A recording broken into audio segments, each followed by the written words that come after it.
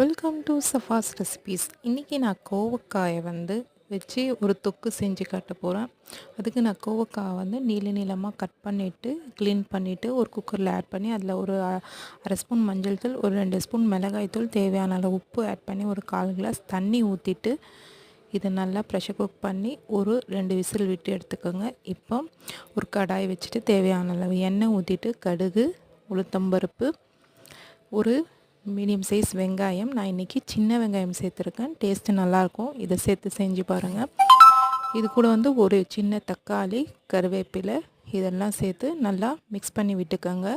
இது நல்லா வதங்கின பிறகு நம்ம வேக வச்ச கோவக்காயை ஆட் பண்ணி இதை நல்லா கொதிக்க விட்டிங்கன்னா கோவக்காய் தொக்கு ரெடி. கடைசியாக கொத்தமல்லி தூவினீங்கன்னா எல்லாருமே நல்லா டேஸ்ட்டாக சாப்பிடுவாங்க. கண்டிப்பாக ட்ரை பண்ணி பாருங்கள். இந்த விலாக் பிடிச்சா லைக் பண்ணுங்கள், கமெண்ட் பண்ணுங்கள், ஷேர் பண்ணுங்கள், மறக்காமல் சப்ஸ்கிரைப் பண்ணுங்கள். தேங்க்ஸ் ஃபார் வாட்சிங்.